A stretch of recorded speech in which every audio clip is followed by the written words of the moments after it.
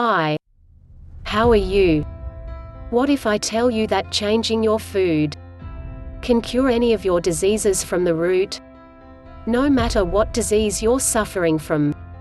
If you change your diet and follow it 100%, and get your blood tests done after 3 months, you will not have that disease anymore.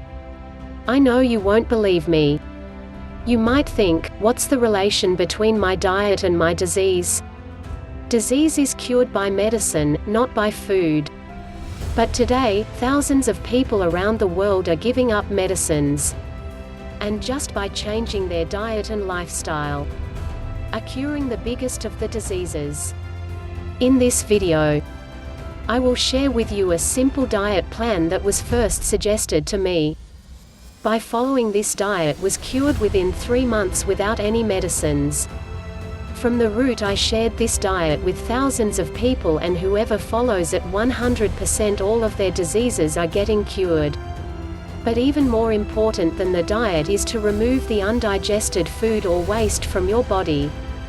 Because no disease can survive in a body that is clean internally. Now, before I tell you what to eat in breakfast, lunch and dinner, first you will have to understand 4 basic principles of natural food. First, eat living food, meaning that food which has life. See, if you bury something in the ground and water it daily, then after a few days a plant will grow out of it, right? For example, if you bury a lentil seed in the soil, after a few days, it will germinate and you'll get a sapling out of it. But if you bury a biscuit or noodles in the soil, do you think if it will ever grow into a wheat plant? No. Because that biscuit or noodle does not contain any life, doesn't contain any lives, and therefore it cannot produce more life, it's dead food. How can any dead food bring life to our body?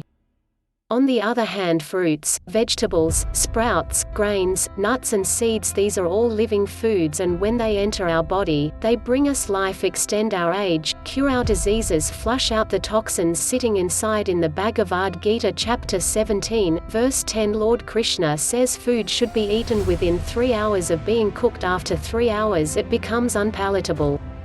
It starts to lose the life energy, or the life, inside it. That's why in the yogic culture they do not eat any rice, chapati or curry. If it has been kept for more than 3 hours, same with our grandparents and ancestors, they used to eat everything fresh, right from the stove to the plate. And now what's happening? People store cooked items in the fridge, and for the next 4 days they take it out, eat a little and store it back. They're eating stale, dead food. They're inviting cancer into their body. If something is cooked on fire, eat it within 3 hours, maximum 5 hours. Now tell me one thing, why only apply this 3-hour rule to sabzi and chapati? What about all this? Can you even imagine how long back these so-called foods were cooked? Forget 3 hours or 3 days, most of them were cooked maybe even 3 years in advance and have been stored in packets, bottles, cans, and boxes after being lathered with synthetic chemicals and preservatives so that they don't appear stale or smell bad. These chemicals might increase the shelf life of these products, but they decrease the shelf life of your own body. If you think deeply, actually, these things are not food. They're products. They're products made by a company who wants to make profit like any other business. They're dead. They have no life energy left inside. So rule number 1 is eat living food. That food which has life. Nothing bottled, tinned, packaged, frozen, or processed, nothing man-made in a factory. Eat living foods straight from nature, fruits, vegetables, sprouts, grains, nuts and seeds, and nature herself will take care of your health. Instead of biscuits, munch on coconut slices. Instead of popping soda cans, pop coconut waters. Instead of having namkeens, have platters full of fresh fruits or salads. Second, eat food that is wholesome. See, Mother Nature knows best. She doesn't make mistakes. There's a reason why she hung dates on trees, not sugar. There's a reason she gives us coconut, not coconut oil. Potatoes, but not potato chips. All foods that come directly from plants or trees. A wholesome meaning they are complete by themselves. They have not been subtracted of anything. Nature has done a lot of planning before making every food. She has given each food item a specific ratio of protein, fats, nutrients, so that we humans can easily digest and eliminate it. If we fragment it by squeezing out only the fats from it, or consuming only a part of it, or by stripping away its outer layer, we totally change it from nature's original design. So for example, eat brown rice, instead of white rice. Brown rice is wholesome, it's the real deal. When we remove the bran from it, it becomes white rice. The digestive mechanism of that rice lies in the outer bran that we conveniently decide to throw out. Eating white rice is like eating the mango seed and throwing away the pulp. Eat dates or jaggery instead of sugar. Dates and jaggery are wholesome. Sugar is fragmented. Instead of consuming its oil, consume the whole food instead. Eat whole coconut kernels instead of coconut oil. When eating wheat, eat only whole wheat along with the outer layer, or chokar. Do not sieve it before making your chapatis. Get your wheat milled yourself. Third, eat plant-based food. Eat food that comes from plants, not from animals. No meat, fish or eggs. Nature has not designed our body to consume animals. I will create a separate video on this topic in the future. Your next question may be, what about milk and dairy? Look, as a substance, pure cow milk is very good, but the problem is that milk we get today is actually not milk. What we get in Tetra Paks is a white liquid made of milk powder, urea and dangerous chemicals.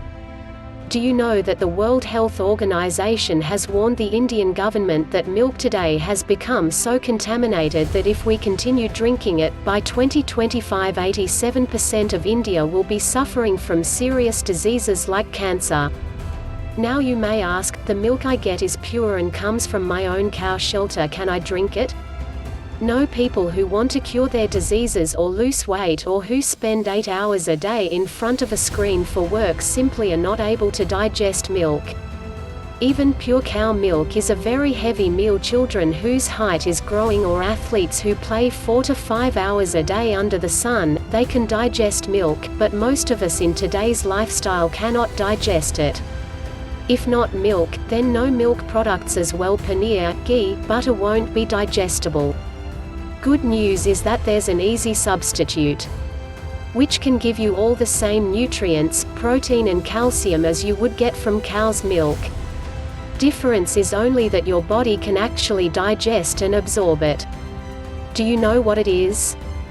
It's coconut milk. Coconut is one of the best foods on earth. Our ancestors used to call it Shrifal in Sanskrit.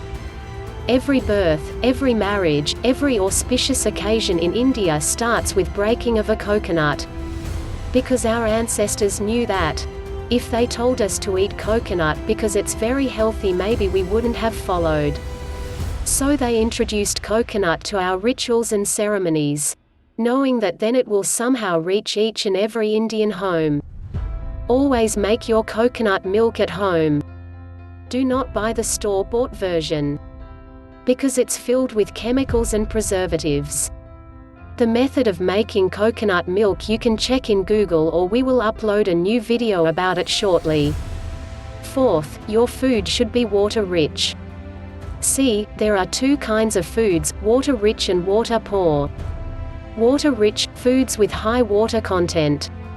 And second, water-poor, foods with minimal water.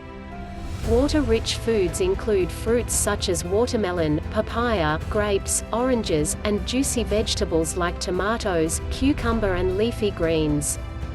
Water-poor foods include grains, rice, wheat, chapati, dal, seeds and nuts like almonds, walnuts and starchy vegetables like potato, taro root. If you put it in the juicer, a lot of juice should come out. Then you know it's water-rich. Do you ever make juice of roti or rice? No, because you know they don't have any juice. Now about 70% of our body is water and 30% is bones, muscles and mass. So naturally, 70% of your diet should be composed of water-rich foods such as juices, fruits, vegetables, and 30% of your diet can be of water-poor foods such as grains, cereals, nuts and seeds. Funnily enough, most of us eat in the exact opposite ratio. We eat grains thrice a day and as a result, we are drying up. So in summary, number 1, eat living foods. Eat food that comes straight from the farm to your kitchen. It should not go to a factory in between. Number 2, eat wholesome food. Brown rice instead of white dates or jaggery instead of sugar, whole coconut and olives instead of their oils. Number 3, eat plant-based food.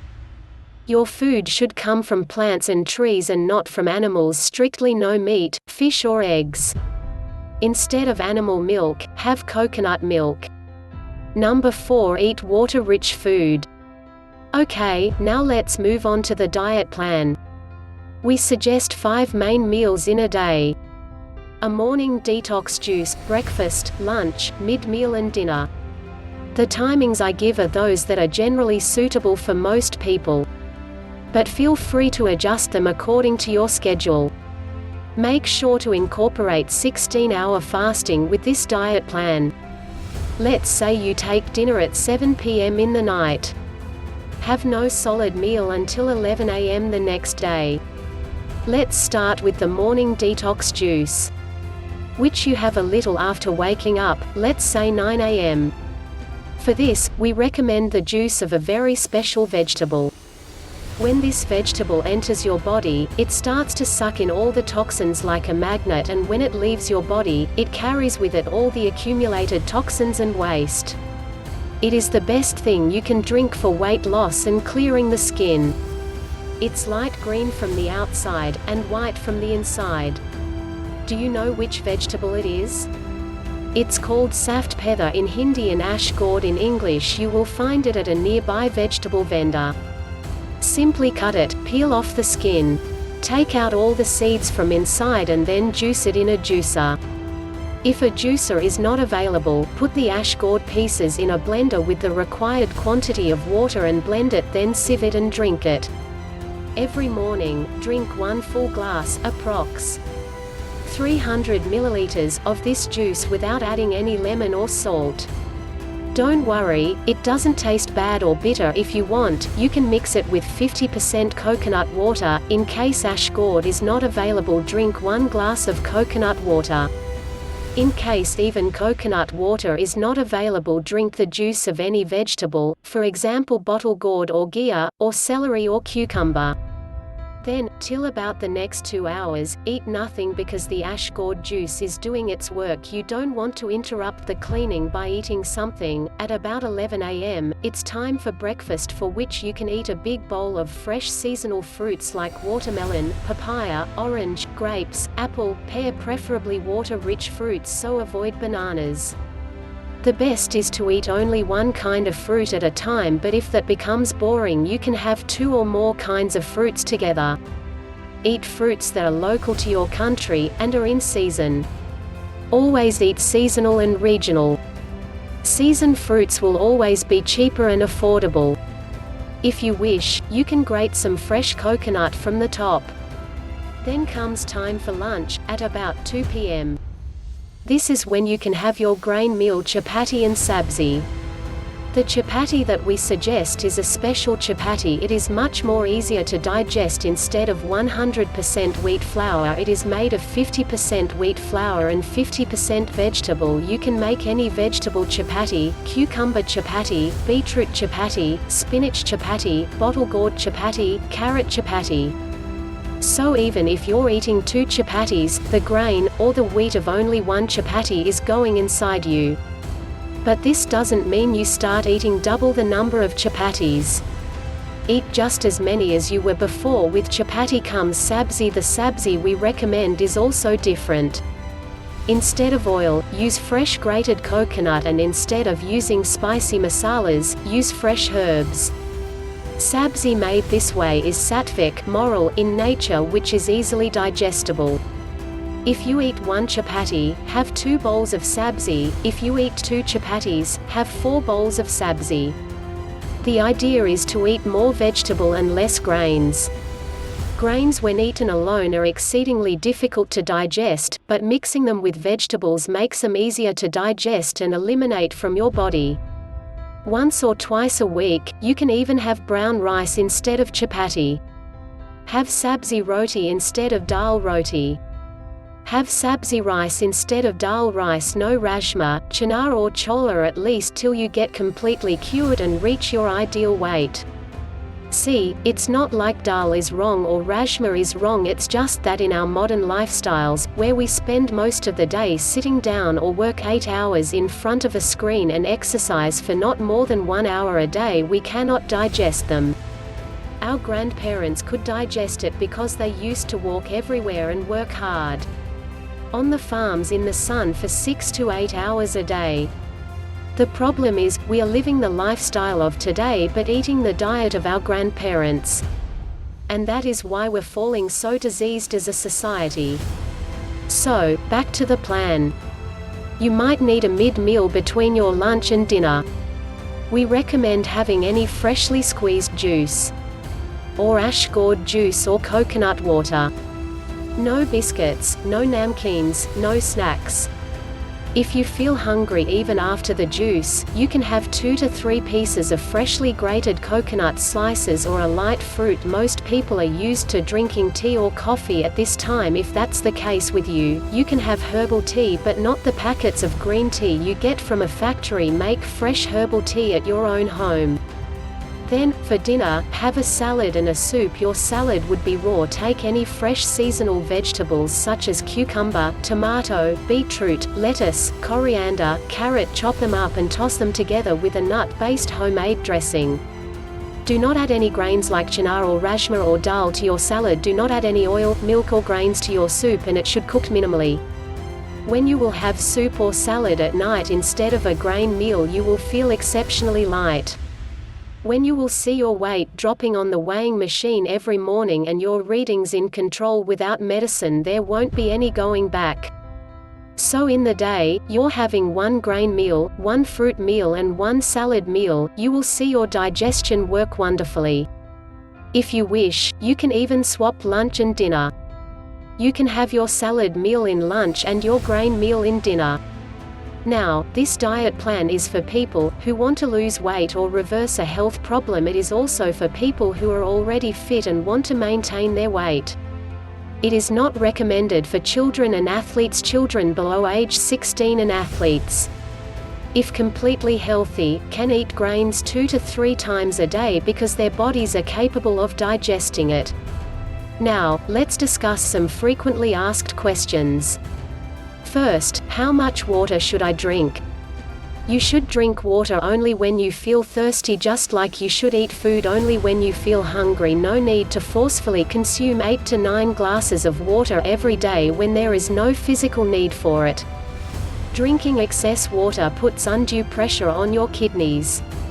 Instead of drinking excess water, eat a diet which is water-rich.